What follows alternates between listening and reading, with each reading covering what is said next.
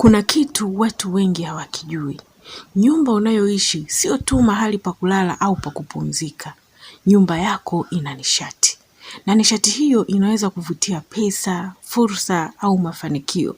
Na pia nyumba hiyo hiyo inaweza kuvutia matatizo ya kifedha, kukosa kazi au pesa kuingia na kutoka haraka. Yaani pesa inakuwa haikai. Sasa kama ulikuwa hujui ni kwamba ndani ya nyumba yako kuna maeneo ambayo yanafungua na mengine yanafunga mtiririko wa wingi wa fedha. Leo katika video hii nataka nikuoneshe sehemu muhimu sana ndani ya nyumba yako ambayo inavuta pesa zaidi. Na pia nitakuonyesha makosa ambayo watu wengi wanafanya bila kujua. Na makosa hayo yanakuwa yanazuia kabisa baraka za fedha kuingia. Wewe ambaye unatazama video hii muda huu, kama utaelewa somo hili vizuri, basi unaweza kubadilisha kabisa nishati ya nyumba yako na kuvuta pesa zaidi maishani mwako. Kwa hiyo, naomba unisikilize kwa makini sana. Haujakosea kuchagua kutazama video hii. Sehemu ya kwanza kabisa ni lango kuu la kuingilia ndani ya nyumba yako. Mlango mkuu ndio mlango wa pesa. Sehemu ya kwanza kabisa ambayo inavuta pesa zaidi ndani ya nyumba yako ni mlango mkuu wa nyumba yako au wa chumba chako. Kiroho, mlango wa nyumba hauchukuliwi kama mlango tu wa wewe kupita au kutoka. Mlango huwa ni poto ya nishati. Hapo ndipo bahati inaingia, fursa zinaingia, watu wanaokusaidia wanaingia na hata pesa pia zinaingia hapo. Kama mlango wa nyumba una nishati mbaya, basi hata kama pesa zako ziko karibu na wewe, zinaweza kushindwa kuingia. Katika hii dunia, watu wengi sana wanateseka, sio kwa sababu ni wazembe, sio kwa sababu hawana kazi au biashara zao haziendi, bali ni kwa sababu wanaishi kinyume na kanuni za kiulimwengu. Ukienda kinyume na kanuni za kiulimwengu, ni lazima utateseka. Ni lazima utapigika. Sasa je, utajuaje kama mlango wa nyumba yako unazuia pesa kuingia? Unazuia energy ya pesa isiingie? Naomba usikilize kwa makini sana dalili hizi hapa. Kama kuna uchafu mwingi karibu na mlango wako, hiyo ni dalili ya kwanza kabisa kwamba mlango wako unazuia energy ya pesa. Dalili ya pili ni vitu kujazana mlangoni kwako. Nilishawahi kufundisha huko nyuma. Katika lango kuu la kuingilia nyumbani kwako, hapatakiwi kuwa na kizuizi chochote. Hapatakiwi kuwa na makorokoro ya aina yoyote. Unatakiwa uache energy iweze kuflow. Unavyofungua mlango, hewa iweze kuingia, hewa safi, na pia iweze kutoka hewa iliyoingia ndani kwa uhuru bila kubanwa na kitu chochote. Na pia dalili ya tatu ni kama mlango wako umechakaa sana au umevunjika. Lango lako kuu la kuingilia ni sehemu muhimu sana. Kama mlango wako una hitilafu yoyote ile, hakikisha unaurekebisha haraka sana, kwa sababu hapo ndipo energy inapopita. Energy inayoamua kila kitu katika maisha yako. Na pia kama kuna giza sana karibu na mlango wako, yaani kama mlango wako wa kuingilia ndani ya nyumba au ndani ya chumba chako umetawaliwa na giza muda wote, ndugu yangu, jitafakari sana. Energy nzuri huwa inakaa mahali penye mwanga wa kutosha. Kwa hiyo hakikisha mlangoni kwako kuna mwanga wa kutosha. Kama mlango wako wa kuingilia ndani ya nyumba una dalili ambazo nimezitaja hapa, kiroho vitu hivyo vinaashiria kwamba mtiririko wa wingi wa pesa umefungwa. Hakuna energy ya pesa inayoingia mahali hapo. Kwa hiyo kitu unachotakiwa kufanya, kwanza safisha eneo la mlango wako. Hakikisha ni safi muda wote.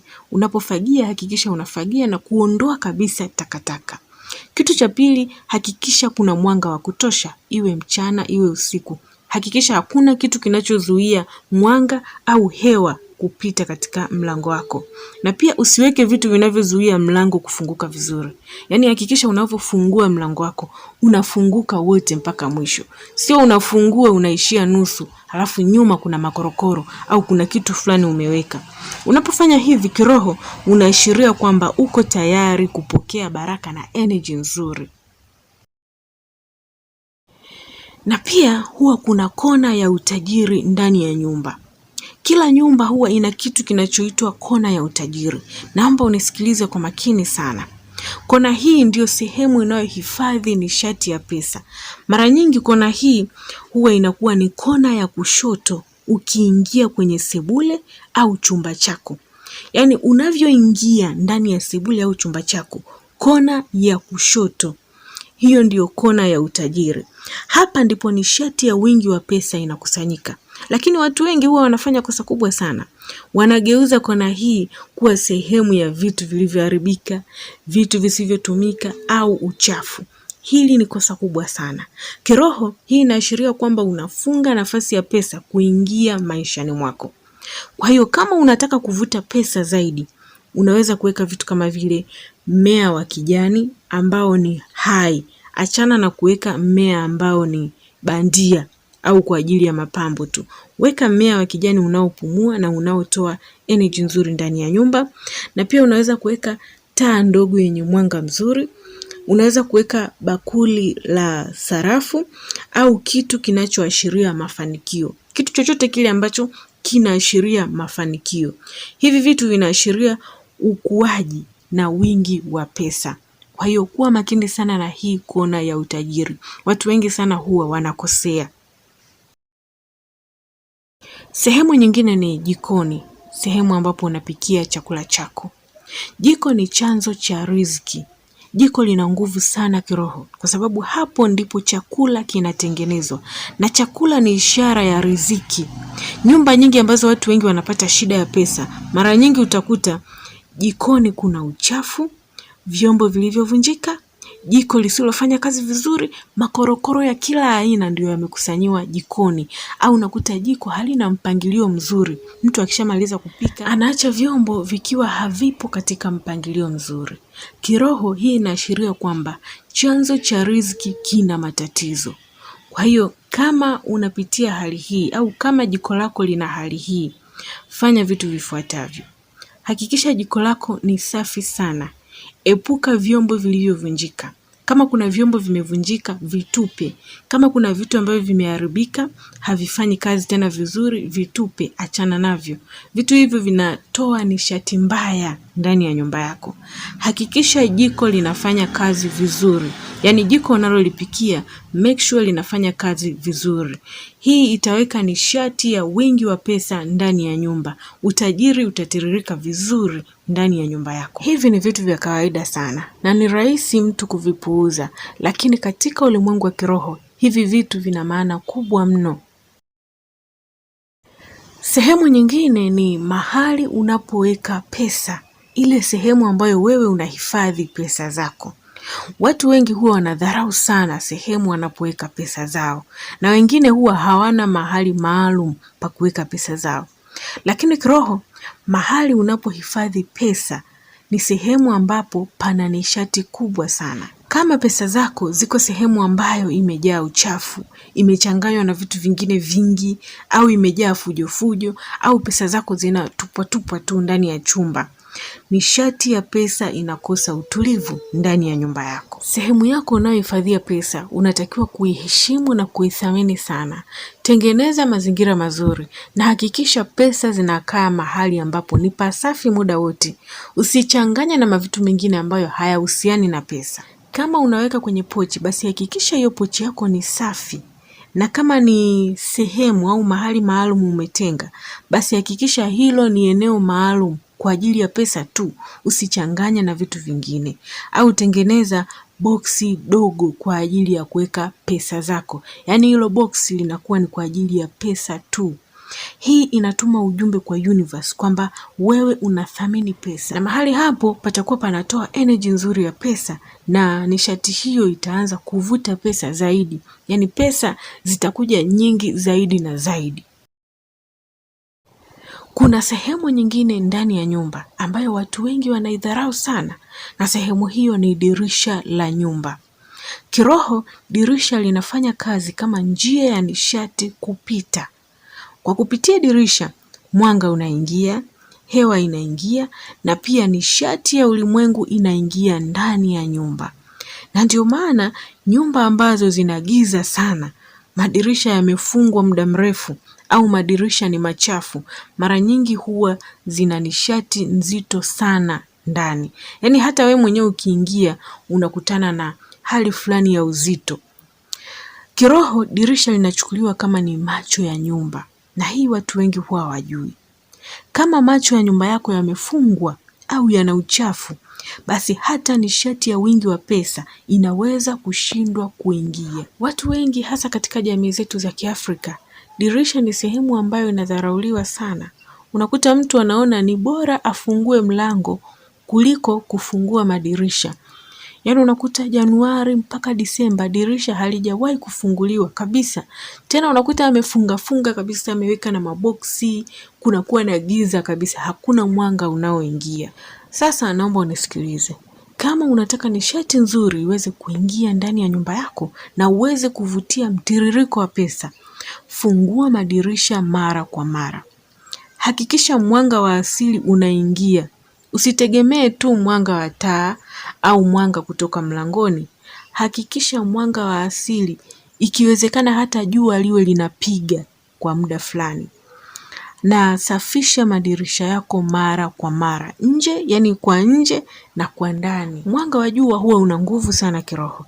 Unaweza kusaidia kuondoa nishati nzito na stagnation, ile hali ya kusimama, kuto kuendelea mbele ndani ya nyumba yako. Na wakati mwingine hata mawazo ya mtu yanaanza kuwa wazi zaidi baada ya nyumba kuanza kupata mwanga wa kutosha. Yaani wewe jaribu tu kufungua madirisha, alafu ruhusu upepo uingie, mwanga uingie. Utaona hata mawazo yako yanakuwa mepesi, hata mwili wako unakuwa mwepesi, energy ndani ya nyumba inakuwa na wepesi fulani. Na pia sehemu nyingine yenye nguvu sana ndani ya nyumba ni mahali unapolala. Watu wengi huwa wanafikiri kwamba kulala ni kupumzika tu, lakini kiroho, wakati wa kulala, mwili wako unajirekebisha, akili yako inapumzika na nishati yako inajijenga upya. Na ndio maana mazingira ya mahali unapolala yanaweza kuathiri sana bahati yako, mafanikio yako na hata hali yako ya kifedha. Kama unataka kufanikiwa, basi hakikisha kwanza sehemu yako ya kulala ni nzuri. Kitanda chako ni kizuri. Kama chumba chako cha kulala kina uchafu mwingi, vitu vingi vimetapakaa au vifaa vilivyovunjika, basi nishati yako inakuwa inachoka badala ya kuimarika. Hivi ni vitu ambavyo wewe kwa macho yako huwezi kuviona, lakini vinatendeka katika ulimwengu wa kiroho. Kwa hiyo jaribu kufanya hivi. Chumba cha kulala muda wote kiwe kisafi. Usijaze vitu vingi sana. Yaani jitahidi kwa kadiri unavyoweza kuondoa vitu ambavyo havina maana au havitumiki ndani ya chumba chako. Epuka kuweka vitu vilivyovunjika. Hata kioo, hakikisha hakina ufa hata kidogo.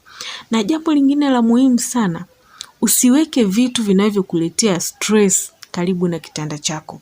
Kwa mfano, makaratasi ya madeni, yaani ukigeuka tu unakutana na makaratasi ambayo yanahusiana na madeni yako.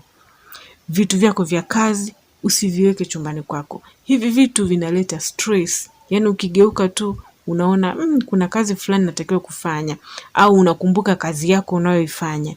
Hivyo vitu havitakiwi. Na pia usiweke vitu vinavyokukumbusha matatizo. Unakuta mtu ameweka picha za mpendwa wake ambaye amekufa, akiangalia tu anatokwa na machozi.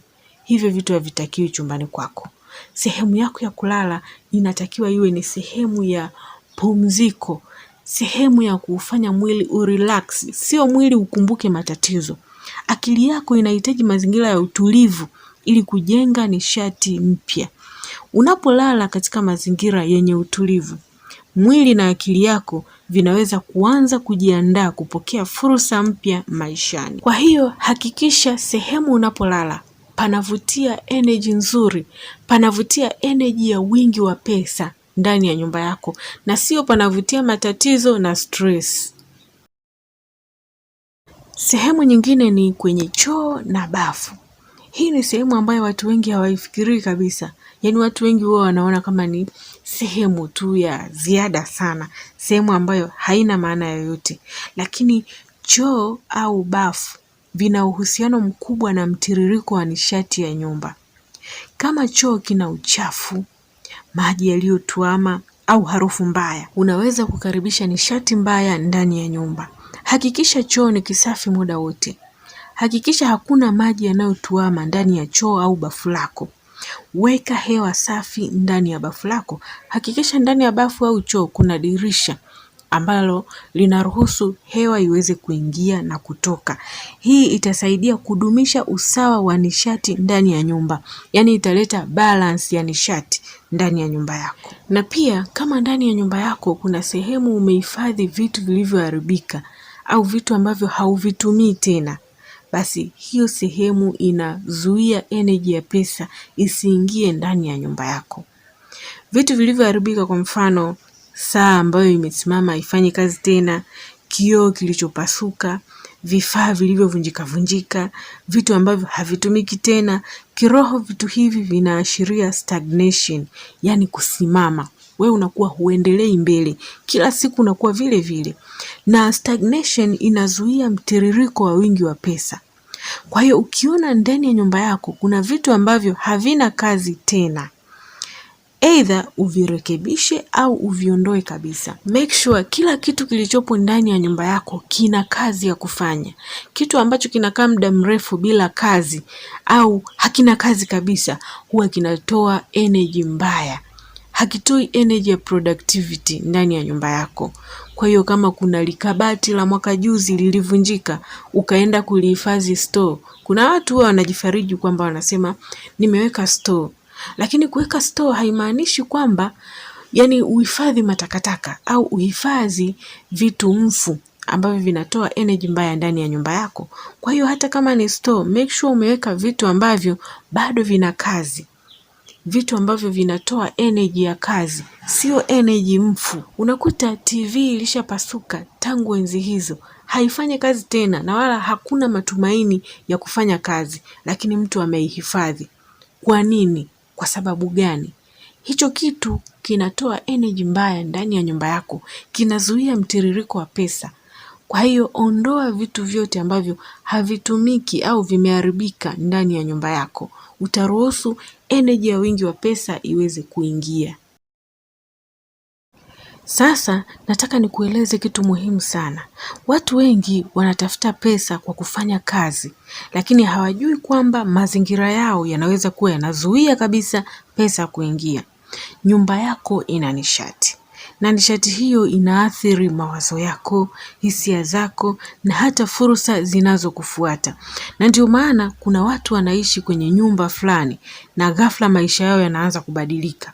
Na wengine wanaingia kwenye nyumba mpya na biashara inaanza kusimama, pesa zinaanza kuongezeka, bahati inaanza kufunguka. Sasa hiyo sio bahati mbaya, ni mabadiliko ya nishati. Unapobadilisha mazingira yako, unabadilisha pia vibration yako. Ulishawahi kuona mtu anakuambia kuna nyumba fulani ukikaa pesa haionekani kabisa, lakini ukihama tu pesa inaanza kuonekana, mafanikio yanaanza kuja. Sasa hiyo haiji kibahati tu, ni suala zima la nishati. Je, nyumba yako iko vipi? Na ndio maana ni muhimu sana kuweka nyumba safi, kuondoa vitu visivyotumika, kuhakikisha kuna mwanga wa kutosha ndani ya nyumba na kutengeneza mazingira yenye utulivu. Kumbuka kwamba pesa ni nishati, na nishati huwa inapenda mtiririko, yani iweze kuflow bila kupata kikwazo chochote. Kwa hiyo kama kuna sehemu ndani ya nyumba yako imefungwa na uchafu au mpangilio mbaya, inaweza kuzuia kabisa mtiririko wa pesa. Jaribu kuchunguza nyumba yako leo. Angalia mlango wako, angalia kona za nyumba yako, angalia jikoni kwako na sehemu unayohifadhi pesa. Mara nyingi utagundua kuna kitu ambacho kinahitaji kubadilishwa. Na wakati mwingine mabadiliko madogo sana yanaweza kufungua milango mikubwa ya baraka.